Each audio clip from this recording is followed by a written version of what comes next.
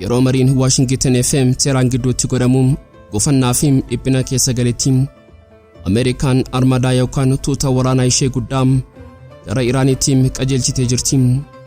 Pireezidaantiin Trump ifatti boruun dhukaasaa jechuu baatanis dubbiimtuun masaraa White House Caroline Leavitt sababoonni waraana kaasuu danda'an baay'eedha jechuun filannoon waraanaa minjaalarra jiraachuu isaa mirkaneessitee jirti. Galaana Arabaa fi Hulaa Hormuz kanaan dura dooniiwwan daldalaa qofa keessummeessaa turan har'a bifa waraanaa haaraam uffatanii jiru. Iraan Misaa'ela Abu Mahdi jedhamu kan addunyaan ija sodaatiin ilaaltu mootummaatiin gara tajaajila waraanaatti galchuu ishee labsitee jirti. Kanaan dura dooniin waraanaa Ameerikaa qarqara Iraanitti dhiyaatee humna agarsiisaa ture. Amma garuu Abu Mahdiin seericha jijjiiree jira. Misaa'illi kun bishaan banaa keessatti doonii diinaa adamsuu danda'a. Ameerikaan kana hubachuun dooniiwwan ishee gurguddoo Abraham Lincoln fi Gerald Ford qarqara Iraan irraa fageessuuf dirqamti. Bal'ina isaa qabannee jirra. Galaana Arabaa inni gubbaa isaa dooniiwwan waraanaa gurguddoo Ameerikaatiin uffifamee jiru. Amma bishaan jala mootummaa dukkanaa Har'a qabatee jira. Iraan dooniiwwan magaalaa sibiilaa Ameerikaa kanneen akka USS Abraham Lincoln fi USS Gerald Ford jedhaman dura dhaabbachuuf tarsiimoo addaa fayyadamtee jirti. Tarsiimoon kunis bineensota bishaan jalaa xixiqqoo maqaan isaanii Ghadir jedhaman 20 ol garam jala bishaanichaatti gadi lakkisuudha. Gama kaaniin bishaan kibba Iraan Har'a keessummaa addaa simatee jira.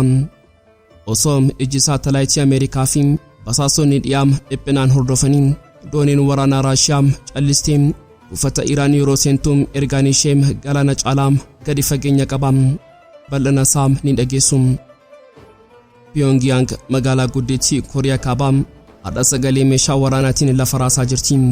Osoo addunyaan dhiphinaa Iraanii fi Ameerikaa gidduu jiru hordofuun morkii galaanarraa ilaaltu Kim Jong Un hoogganaa cimaa jedhamee sodaatamu sun haguuggii sibiilaa Araam kan addunyaan asisee ofirraa saaqee jira. Addabaabaayii Pyongyang irratti sirna agarsiisaa waraanaa guddaa ta'e irratti konkolaattonni waraanaa gurguddoon 50 kanneen furguggissuu rookeettii jedhaman tarree galanii mul'atanii jiru.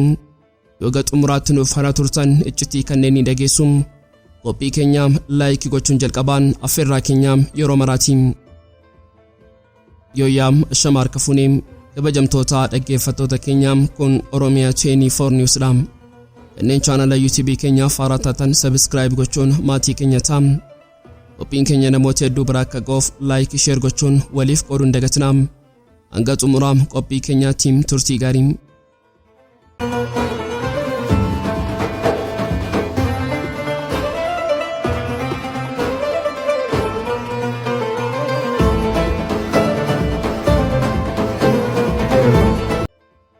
Galaanni Arabaa fi qilleensi ba'a giddu galeessaa yeroo ammaa kana seenaa waraanaa waggoota dhiyoo keessatti mul'atee hin beekneen walitti qabama humna waraanaa isa guddaa fi sodaachisaa ta'e keessummeessaa jira. Dooniin waraanaa guddittiin Ameerikaa USS Gerald R. Ford jedhamtu isheen humna niwukileeraan sochootuu fi dhaloota haaraa taate obboleessa ishee USS Abraham Lincoln cinaa hiriiruuf galaanicha qaxxaamurtee dhuftee jirti. Kun walga'ii nagaa miti, kun walga'ii sibiilaa fi ibiddaati. Yeroo mariin Washington fi Teheraan gidduutti godhamu uffannaa fi dhiphina keessa galetti Ameerikaan armadaa yookaan tuuta waraanaa ishee guddaa gara Iraanitti qajeelchitee jirti. Pireezidaantiin Trump ifatti boruun dhukaasaa jechuu baatanis dubbiimtuun masaraa White House Caroline Leavitt sababoonni waraanaa kaasuu danda'an baay'eedha jechuun filannoon waraanaa minjaalarra jiraachuu isaa mirkaneessitee jirti. Samiin naannichaa simbirroota sibiilaa Ameerikaan uffifamee jira. Ragaaleen hordoffii xiyyaaraa akka saaxilanitti xiyyaaronni waraanaa Ameerikaa kanneen akka F-35 Lightning warri ija raadarii jalaa dhokatan, F-22 Raptor warri saffisaan barrisanii fi F-16 Fighting Falcon tuutaan gara buufataalee Saudii, Joordaan yookaan buufataa Muwaffaq al-Salxii fi Bahreenitti qubachaa jiru. Akkasumas buufataaleen Britain keessa jiran kanneen akka RAF, Milden Halif, laakiin hiz xiyyaarota boba'aa guutan qopheessaa jiru. Trump miidiyaa waasaarratti yoo Iraan diddeem odola Diego Garcia fi buufataalee Britain fayyadamuun diina lafarraa naxaa'uun dirqama ta'a jechuun akeekkachiisee jira. masaraa adii keessatti waraqaan qophaa'e waraana idilee qofa miti. Gabaasni The Wall Street Journal akka mul'isutti Trump karoora waraanaa hooggantoota Iraan kuffisuu fi wiirtuuwwan niwukileeraa barbadeessuun of duraa qaba. Seenaan waxabajjii darbee deebi'uu mala. Yeroo sanatti xiyyaaronni B2 Spirit Ameerikaa wiirtuu niwukileeraa Iraan rukunnaan Iraan dallansuudhaan buufata Al-Hudeed Qatar keessa jiru barbadeessite. Har'a Ameerikaan dogoggora sana irraa baratte sirna ittisaa Paatriyootii fi Tiyaad buufataalee ishee Qaxarii fi Baareen jiranitti guurtee jirti. Qondaalli waraanaa Ameerikaa tokko yoo Iraan deebitee nu tuqxe nutis ishee deebisnee rukutuuf qophiidha jedhe. Walumaa galatti har'a Ameerikaan lafoom galaanaa fi samiirraan Iraaniin marsaa jirti. Dooniiwwan Ford Lincoln galaanarraa xiyyaaronni Raapitorii fi Laayitining samiirraa loltoonni fi misaa'ilonni Paatriyoot lafarra jiru. Hundoorsiisaa qofamoo qophii dhukaasaatiin Iraan misaa'ila ishee Kaybarii fi Fattaa qabatte. Ameerikaan ammoo armaadaa ishee qabatte. Addunyaan ammoo afuura ishee qabatte waan dhufuuf eegaa jirti. Galaanni Arabaa fi Hulaan Hormuz kanaan dura dooniiwwan daldalaa qofa keessummeessaa turan har'a bifa waraanaa haaraa uffatanii jiru. Iraan misaa'ila ishee Abu Mahdi jedhamu kan addunyaan ija sodaatiin ilaaltu gara tajaajila waraanaa guutuutti galchitee jirti. Kun misaa'ila salphaa miti inni eegduu galaanaa kan fageenya kiiloomeetira 1,000 ol barrisudha. Seenaan waraana galaana naannichaa keessatti baramee ture amma guutummaatti jijjiiramee jira. Kanaan dura dooniin waraanaa Ameerikaa qarqara Iraanitti dhiyaate humna agarsiisaa ture. Amma garuu Abu Mahdiin seericha jijjiiree jira. Misaa'illi kun line of sight yookaan fakkeenya ijaarraa darbee bishaan banaa keessatti doonii diinaa adamsuu danda'a. Ameerikaan kana hubachuun dooniiwwan ishee gurguddoo Abraham Lincoln fi Gerald Ford qarqara Iraan irraa fageessuuf dirqamti. Dagni isaa salphaadha. Dooniin yoo fagaatee xiyyaaronni irra jiran Iraaniin haleeluuf bobaa baay'ee fixu yeroo dheeraa fudhatu. Kun ammoo humna waraanaa Ameerikaa laamsheessa. Wanti misaa'ila kana sodaachisaa taasisu teknoolojii isaa isa bishaan jalaa barrisuu isaati. Adarii diinaa jalaa dhokachuuf jecha gadi jedhee dambalii bishaanii wajjin walitti makame mootora Tolooyii jedhamuun dhiibame saffisaan diina rukuta. Inni ija raadarii mataa isaarraa qaba. Kana jechuun doonii diinaa kan socho'u kamiyyuu ofuma isaatiin hordofee kallattii jijjiiratee rukutuuf dandeettii qaba. Iraan misaa'ila kana tokko qofaam hin furguggistu. Tarsiimoon isheen haaraan Igraaq jedhama. Kallattii garaagaraatiin lafarraa doonirraa fi galaana jalaa misaa'ilota hedduu yeroo tokkotti roobsiti. Sirni ittisaa doonii Ameerikaa kamiyyuu lakkoofsa kana hundaa yeroo tokkotti qolachuu irratti ni rakkata. Iraan kaayyoon ishee doonii gudditti Ameerikaa bishaanitti dhidhimsuu qofa osoo hin taane sammuu ajajjoota Ameerikaa jeequudha. Addunyaan gama boba'aa fi dalalaatiin dhiphina keessa galtee jirti. Biyyoonni naannoo Galaana Arabaa baajata ittisaa waraanaa isaanii dachaadhaan dabalaa jiru. Misaa'illi kun maqaan hoogganaa waraanaa Iraaq Abu Mahdi al-Muhandis isa Ameerikaan bara 2020 ajjeese sanaan moggaafame. Kun ergaa siyaasaa qaba. Nuti hin dagannu. Har'a guraandhala 2026 Iraan Galaana Arabaa keessatti harka dheeraa horatteetti. Dooniin kamiyyuu nagaan darbuuf eeyyamaam Abu Mahdi kana barbaadu mala. Galaanni Arabaa inni gubbaa isaa dooniiwwan waraanaa gurguddoo Ameerikaatiin uffifamee jiru. Amma bishaan jalaa mootummaa dukkanaa Har'a qabatee jira. Iraan dooniiwwan magaalaa sibiila Ameerikaa kanneen akka USS Abraham Lincoln fi USS Gerald Ford jedhaman dura dhaabbachuuf tarsiimoo addaa fayyadamteetti. Tarsiimoon kunis bineensota bishaan jalaa xixiqqoo maqaan isaanii Ghadir jedhaman 20 ol gara jala bishaanichaatti gadi lakkisuudha. Seenaan waraanaa galaanaa yeroo baay'ee waa'ee doonii gurguddoo fi xiyyaarota samii barreessa. Garuu Iraan seenaa kana jijjiiruu barbaaddi. Submarinoonni Ghadir jedhaman kunniin dooniiwwan gurguddoo miti. Isaan submarinota dinkiidha. Ulfaatinni isaanii toonii 117 qofa yoo ta'u, dheerinni isaanii meetira 29 caalu. Wanti isaan sodaachisaa taasisu garuu guddina isaanii osoo hin taane callisaa isaaniitiin. Mootora diizilii elektirikiitiin waan hojjetaniif sagaleen dhageessisan akkuma dhagaa bishaan jalaa callisanii diina eegu. Sirni raadarii fi soonaarii Ameerikaa doonii guddaa barbaaduuf hojjetamu anniisaa bishaan jalaa kanaa argachuun itti ulfaata. Galaanni Arabaa bishaan gadi fagoo miti. bakka tokko tokkotti bishaan isaa ol dhiyaataadha. Dooniiwwan gurguddoo Ameerikaatiif iddoo dhiphinaa yoo ta'u, Ghadiriif garuu iddoo shaakalaadha. Submarinoonni kunniin dhagaa jalaa holqa bishaanii fi cirracha keessa dhokatanii adamsuu fi dhokachuu irratti leenji'anii jiru. Yeroo dooniin diinaa dhiyaatu isaan battalumatti torbiidoo ulfaataa paayipii miilimeetira 533 keessaa furguggisu yookiin boombii bishaan jalaa facaasanii deebi'anii dukkana keessa badu. Maddi teekinooloojii kanaa fagoo miti. Iraan yoonoo kan jedhamu Kooriyaa Kaabaarraa bara 2004 argattee fooyyessuun Ghadiriin uumte.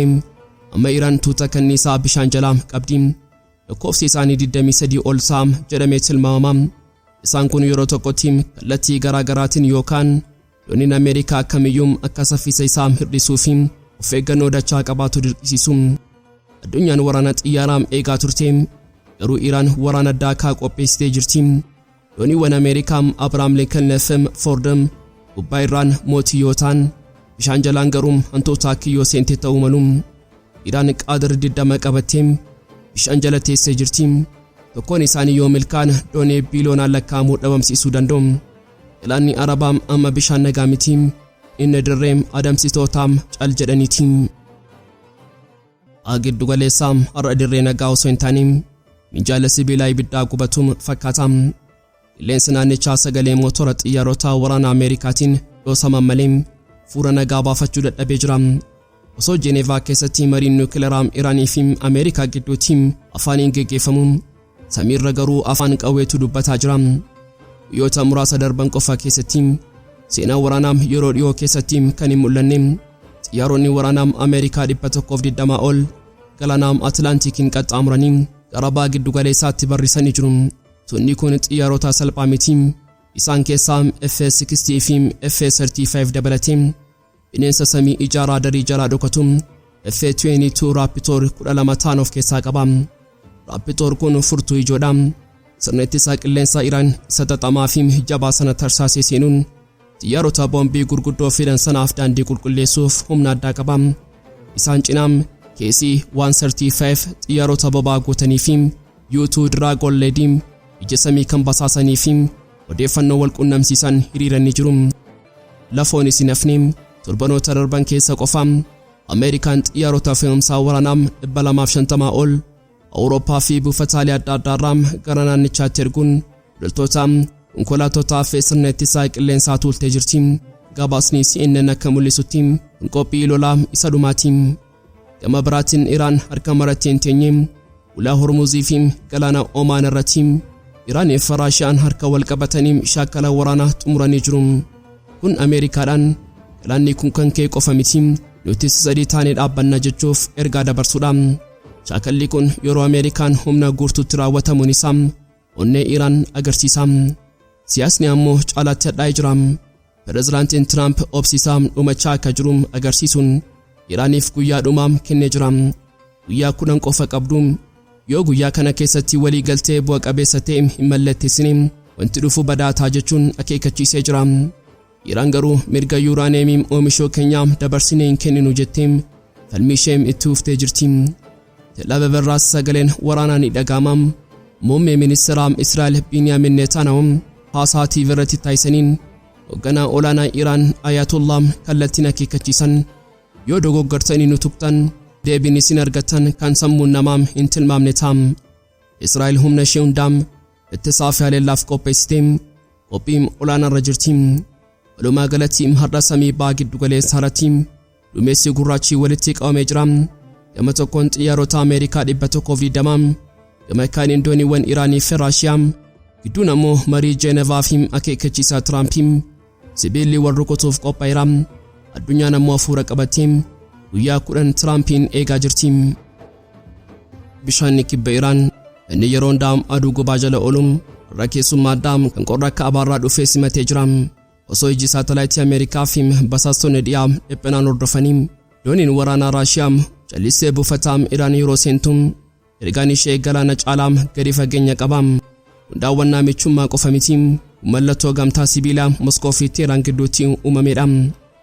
Moskoon doonii kana kan ergiteef shaakala waraanaa waloo kan dheenyatti Hulaa Hormuzii fi garba Hindii keessatti godhamuuf xurreessaa qufi iddoon kun iddoo salphaa miti, iddoo dhiigni dinagdee addunyaa keessa yaa'udha. Raashiyaan doonii ishee asitti dhaabuun ishee Ameerikaatti ergaa qaxxaamuraa dabarsiti. Galaanni kun kan kee qofa miti, anii fi Iraanis abbaa bishaaniiti. Gama biraan haalli galaanichaa obomboleettii waraanaa keessummeessaa jira. Ameerikaan aarii fi dhiphina guddaa keessa waan jirtuuf seenaa waraanaa yeroo dhiyoo keessatti kan hin mul'anne walitti qabama humnaa raawwattee jirti. Atoo malee dhufaatiin doonii Raashiyaa herrega Ameerikaa kana kiyyoo keessa galchee jira. Iraan kophaa ishee osoo hin taane gaachana Moskoo cinaa dhaabbattee argamti. Dooniin Raashiyaa buufata Iraan keessa dhaabbachuun ishee xiyyaarota Ameerikaa Iraan rukutuuf dhufaniif gufuu guddaadha. Sababiin isaa yoo dooniin Raashiyaa tuqan waraanni sun Iraan wajjin qofa osoo hin taane Raashiyaa wajjin ta'a. Pyongyang magaalaa guddittii Kooriyaa Kaabaa har'a sagalee meeshaa waraanaatiin lafa raasaa jirti. Osoo addunyaan dhiphina Iraanii fi Ameerikaa gidduu jiru hordoftee morkii galaanarraa ilaaltu Kim Jong-un hoogganaa cimaa jedhamee sodaatamu sun haguuggii sibiila haaraa kan addunyaa naasisee ofirraa saaqee jira.